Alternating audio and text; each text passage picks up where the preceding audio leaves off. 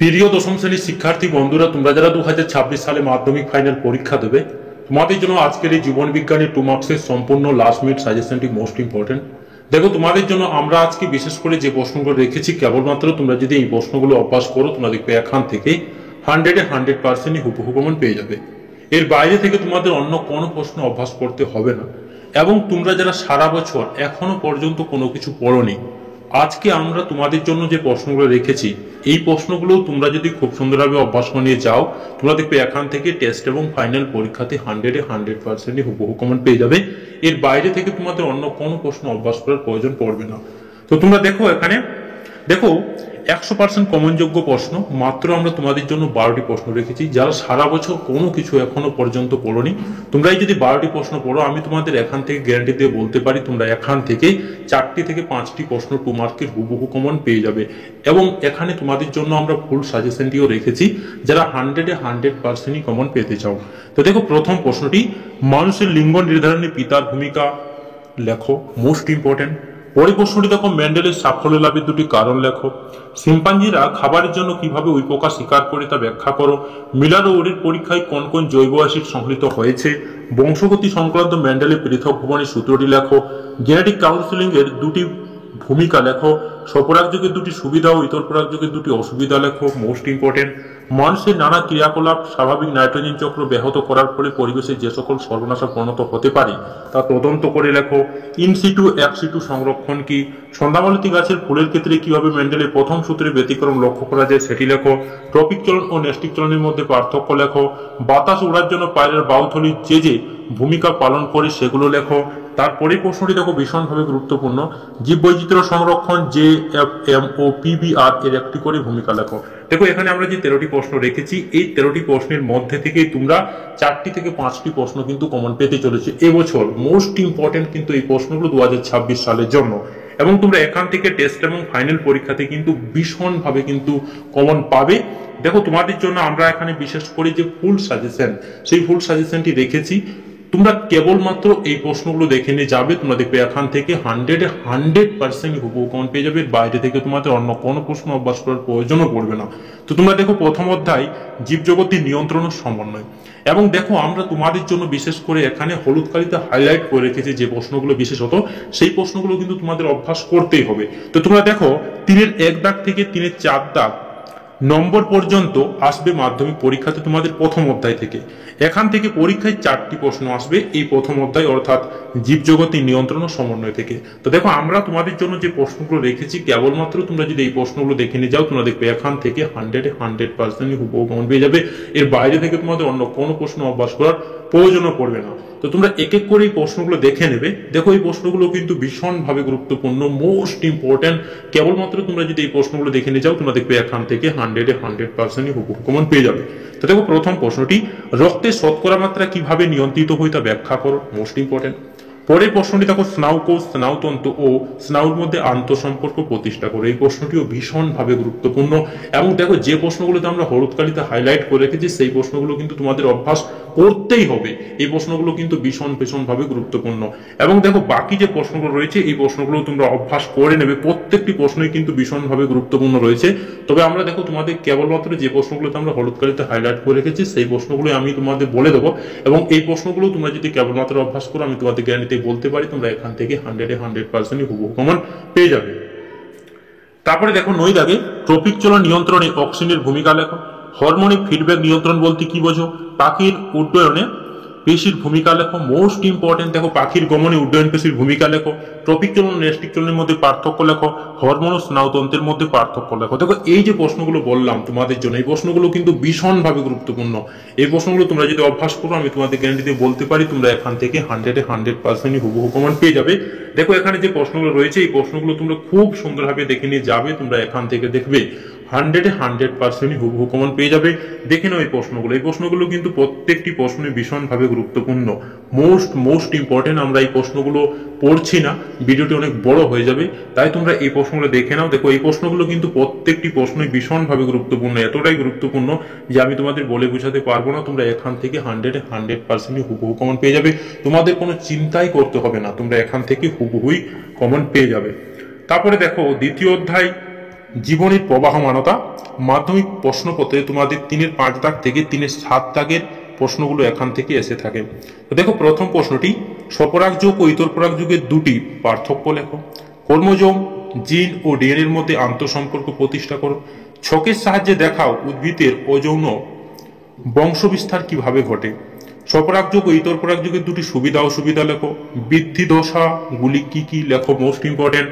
কোষচক্রের বিভিন্ন দশাগুলি কি কি এবং এস দশার একটি কাজ লেখো, মোস্ট ইম্পর্টেন্ট। দেখো এই প্রশ্নগুলো তোমরা 100% হুবহু কমন পেয়ে যাবে। আমি তোমাদের কেবলমাত্র যে প্রশ্নগুলোতে আমরা হলুদ কালিতে হাইলাইট করে রেখেছি সেই প্রশ্নগুলো আমি তোমাদের বলে দিচ্ছি, কিন্তু তোমরা প্রত্যেকটি প্রশ্নই খুব সুন্দরভাবে দেখে নিয়ে যাবে। এবং তোমরা যারা সারা বছর কোনো কিছু এখনো পর্যন্ত পড়োনি, তোমাদের জন্য আমরা আজকে দেখো যে প্রশ্নগুলোতে হলুদ কালিতে হাইলাইট করে রেখেছি, এই প্রশ্নগুলো তোমরা যত জলদি পারো খুব সুন্দর ভাবে অভ্যাস করে ফেলো। তোমরা দেখবে এখান থেকেও 100% কিন্তু কমন পেতে চলেছ। এবং তোমরা যারা আমরা যে হলুদ কালিতে হাইলাইট করে রেখেছি এবং বাকি যে প্রশ্নগুলো রয়েছে সেই প্রশ্নগুলো তোমরা একটু যদি দেখে নিয়ে যেতে পারো, আমি তোমাদের বলতে পারি তোমরা কিন্তু 100% বলতে কি 100%-এর মধ্যে 100%ই তোমরা কমন পেয়ে যাবে। তো তোমরা দেখে নাও পরের প্রশ্নটি, কোষচক্রে এস দশার গুরুত্ব লেখো। কোষচক্রে জিও ও জি1 দশার একটি উদাহরণ দাও। একটি ফার্নির জনক্রম পর্যায় চিত্রের সাহায্যে দেখাও। দেখো এই যে প্রশ্নগুলো, এই প্রশ্নগুলো কিন্তু প্রত্যেকটি প্রশ্নই এতটাই গুরুত্বপূর্ণ যে আমি তোমাদের বলে বোঝাতে পারবো না। তোমরা এখান থেকে কিন্তু 100% হুবহু কমন পেয়ে যাবে। বিগত বছরও আমরা যে সাজেশনগুলো দিয়েছিলাম সেখান থেকেও কিন্তু 100% কিন্তু হুবহু কমন চলে এসেছিল। তারপরে দেখো দ্বিতীয় অধ্যায় বংশগতি ও কয়েকটি সাধারণ জিনগত রোগ। মাধ্যমিক প্রশ্নপত্র দেখো তোমাদের 3-8 দাগ থেকে 3-10 দাগের প্রশ্নগুলো তোমাদের কিন্তু এই তৃতীয় অধ্যায় থেকে আসবে। তো দেখে নাও, দেখো যে প্রশ্নগুলো আমরা হলুদ কালিতে হাইলাইট করে রেখেছি এই প্রশ্নগুলো তোমরা যদি দেখে নিয়ে যাও, তোমরা দেখবে এখান থেকে 100% হুবহু কমন পেয়ে যাবে। দেখো মেন্ডেলের দ্বিসংকরজনন সূত্রটি বিবৃতি করো। পরের প্রশ্নটি দেখো ভীষণভাবে গুরুত্বপূর্ণ। হিমোফিলিয়া রোগের কিভাবে বংশগত সঞ্চালন ঘটে একটি ক্রেসের সাহায্যে দেখাও। থ্যালাসেমিয়া রোগের লক্ষণগুলি কি কি, মোস্ট ইম্পর্টেন্ট। পরের প্রশ্নটি দেখো মানুষের লিঙ্গ নির্ধারণে পিতার ভূমিকা লেখো। দেখো এই যে প্রশ্নগুলো, এই প্রশ্নগুলো 100% কমনযোগ্য প্রশ্ন। এবং দেখো যে প্রশ্নগুলো আমরা হলুদ কালিতে হাইলাইট করে রাখিনি সেই প্রশ্নগুলো তোমরা খুব সুন্দরভাবে অভ্যাস করে নেবে। আমি এতটা বলতে পারি তোমাদের, তোমরা এখান থেকে 100% কমন পেয়ে যাবে। তারপরে দেখো অধ্যায় 4 অভিব্যক্তি ও অভিযোজন। দেখো তোমাদের এখান থেকে প্রশ্ন নম্বর 3-11 থেকে 3-13 দাগের প্রশ্নগুলো কিন্তু এই চতুর্থ অধ্যায় থেকে এসে থাকে, অর্থাৎ অভিব্যক্তি এবং অভিযোজন থেকে। তো দেখো প্রথম প্রশ্নটি, শব্দচিত্রের সাহায্যে ঘোড়ার বিবর্তন, মোস্ট ইম্পর্টেন্ট এই প্রশ্নটি বিবৃতি করো। পরের প্রশ্নটি দেখো জীবন সংগ্রাম কিভাবে একটি প্রজাতির অস্তিত্বে সহায়তা হতে পারে তা উদাহরণের সাহায্যে ব্যাখ্যা করো। এই প্রশ্নটি দেখো ঘোড়ার বিবর্তনের ইতিহাসে 4টি প্রধান জীবাশ্ম এর নাম পর্যায়ক্রমে লেখো, মোস্ট ইম্পর্টেন্ট, ভীষণভাবে গুরুত্বপূর্ণ। পরের প্রশ্নটি দেখো পায়রার বাউথলির অভিযোজনগত দুটি গুরুত্ব লেখো। পরের প্রশ্নটিও মোস্ট ইম্পর্টেন্ট, লেমার্কের ব্যবহার ও ব্যবহারের সূত্রটি ব্যাখ্যা করো, মোস্ট ইম্পর্টেন্ট। পরের প্রশ্নটি দেখো যোগ্যতার উদ্বর্তন বলতে কি বোঝো। তারপরেরটি দেখো মোস্ট ইম্পর্টেন্ট, উটের ডিম্বাকার আরবিসি এর সুবিধা লেখো। দেখো এই যে প্রশ্নগুলো, এই প্রশ্নগুলো কিন্তু প্রত্যেকটি প্রশ্নই ভীষণভাবে গুরুত্বপূর্ণ, মোস্ট ইম্পর্টেন্ট। এই প্রশ্নগুলো তোমরা খুব সুন্দরভাবে দেখে নিয়ে যাবে, তোমরা দেখবে এখান থেকে 100% হুবহু কমন পেয়ে যাবে। তারপর দেখো পঞ্চম অধ্যায় পরিবেশ, তার সম্পদ এবং তাদের সংরক্ষণ থেকে দেখে নাও। প্রশ্ন নম্বর তোমাদের এখান থেকে দেখো 3-14 দাগ থেকে 3-17 দাগ পর্যন্ত কিন্তু তোমাদের এখান থেকে প্রশ্নগুলো আসবে। তো তোমরা দেখো এই প্রশ্নগুলো কিন্তু প্রত্যেকটি প্রশ্নই ভীষণভাবে গুরুত্বপূর্ণ। দেখো প্রথম প্রশ্নটি, নাইট্রোজেন চক্র ব্যাহত হওয়ার ফলে মানব জাতির অস্তিত্ব বিপন্ন হতে চলেছে, উক্তিটি যথার্থতা প্রমাণ করো। 100% এই প্রশ্নটি কমনযোগ্য। পরের প্রশ্নটি দেখো জীব বৈচিত্র্য সংরক্ষণের দুটি উদ্দেশ্য লেখো, মোস্ট ইম্পর্টেন্ট। ইনসিটু ও এক্সিটু সংরক্ষণ বলতে কি বোঝো। তারপরের দেখো প্রশ্নটি, এখানে দেখো আমরা যে প্রশ্নগুলোতে হলুদ কালিতে হাইলাইট করে রেখেছি সেই প্রশ্নগুলোই আমি কিন্তু তোমাদের বলে দেবো। এবং এই প্রশ্নগুলো তোমরা যারা সারা বছর এখনো পর্যন্ত কোনো কিছু পড়োনি, তোমরা এই প্রশ্নগুলো এখন হলেও এই প্রশ্নগুলো তোমরা রেডি করে নাও, তোমরা দেখবে এখান থেকেই কিন্তু কমন পাবে, এতটা কিন্তু বলে গেলাম। এবং তোমরা যারা সারা বছর অনেক কিছু পড়েছো, তোমরা প্রত্যেকটি প্রশ্নই খুব সুন্দরভাবে দেখে নিয়ে যাও, তোমরা দেখবে এখান থেকে 100% হুবহু কমন পেয়ে যাবে। তো দেখো নাইট্রোফিকেশন বা অ্যামাইনোফিকেশনের ধাপগুলি বিবৃতি করো, মোস্ট ইম্পর্টেন্ট। তারপরে প্রশ্নটি দেখো বায়োডাইভার্সিটি হটস্পট এর গুরুত্ব ব্যাখ্যা করো, মোস্ট ইম্পর্টেন্ট। N2 চক্রে নাইট্রোফিকেশন এবং ডিনাইট্রোফিকেশন প্রক্রিয়ার সাহায্যকারী একটি করে ব্যাকটেরিয়ার নাম ও তাদের ভূমিকা তালিকার আকারে প্রকাশ করো, মোস্ট ইম্পর্টেন্ট। পরে প্রশ্নটি দেখো, জীববৈচিত্র্য সংরক্ষণ JFM ও PBR এর একটি করে ভূমিকা লেখো। তো দেখো এই যে প্রশ্নগুলো তোমাদের জন্য আমরা রেখেছি, তোমরা দেখবে এখান থেকে 2 মার্ক থেকে 100% হুবহু কমন পেয়ে যাবে। বাইরে থেকে তোমাদের অন্য কোনো প্রশ্ন অভ্যাস করার প্রয়োজন পড়বে না, তোমরা দেখবে এখান থেকেই 100% হুবহু কমন পেয়ে যাবে। তোমরা এই প্রশ্নগুলো প্রত্যেকটি প্রশ্নই খুব সুন্দরভাবে দেখে নিয়ে যাবে, তোমরা দেখবে এখান থেকে 100% হুবহু কমন পেয়ে যাবে। বাইরে থেকে তোমাদের অন্য কোনো প্রশ্ন অভ্যাস করার প্রয়োজনও পড়বে না। তো তোমাদের যদি ভিডিওটি নিশ্চয়ই যদি ভালো লেগে থাকে তাহলে তোমরা নিশ্চয়ই চ্যানেলটাকে সাবস্ক্রাইব করে দেবো, লাইক করতে নিশ্চয়ই ভুলবে না। পরবর্তী কালে যখন আমরা ভিডিও আপলোড করব তখন তোমরা এখান থেকেই সেই ভিডিওটি সঙ্গে সঙ্গে পেয়ে যাবে। তাই তোমাদের কাছে একটি অনুরোধ, তোমরা এই যে ভিডিওটি একটি লাইক করে দাও এবং সাবস্ক্রাইব করতে নিশ্চয়ই ভুলবে না।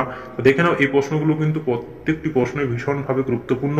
তোমরা এখান থেকে 2026 সালে তোমরা যে মাধ্যমিক পরীক্ষা দেবে, তোমরা এখান থেকে 100% হুবহু কমন পেয়ে যাবে। তো তোমরা দেখে নাও এই প্রশ্নগুলো কিন্তু প্রত্যেকটি প্রশ্নই ভীষণভাবে গুরুত্বপূর্ণ। দেখো এই প্রশ্নগুলো। ধন্যবাদ।